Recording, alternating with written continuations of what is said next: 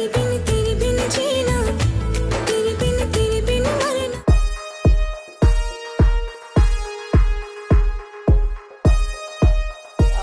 one way, she had difficulties living in Pakistan.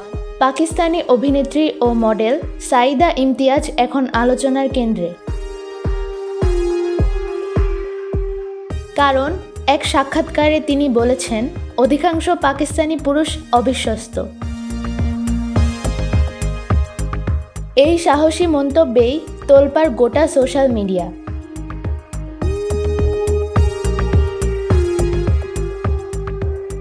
কেউ বলছেন সত্য কথা বলেছেন, আবার কেউ বা সমালোচনায় মুখর। সাইদা বলেন, অ্যারেঞ্জ ম্যারেজ আমার কাছে ভয়ঙ্কর মনে হয়। বিয়ের আগে বোঝাপড়া ও সামঞ্জস্য থাকা খুব জরুরি। তিনি আরও বলেন, আমি লাভ কাম অ্যারেঞ্জ ম্যারেজ পছন্দ করি, তবে পাকিস্তানি পুরুষকে নয়, একজন বিদেশিকে বিয়ে করতে চাই।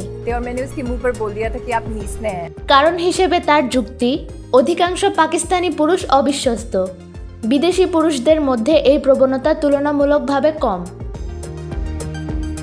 আমি এমন ঘটনাও শুনেছি যেখানে একজন নারী নিজের বোনের বাগদত্তাকে বিয়ে করেছে।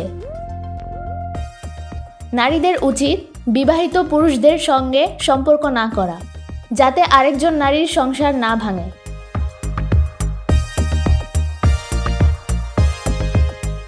আর কেউ যদি বিবাহিত হয়ে তাকে মেসেজ করে, তার স্পষ্ট উত্তর, আমি হুঁশিয়ারি দেই, কথোপকথনের স্ক্রিনশট তার স্ত্রীর কাছে পাঠাবো। কাশ্মীরি আমেরিকান পরিবারের এই অভিনেত্রী জন্মেছেন সংযুক্ত আরব আমিরাতে।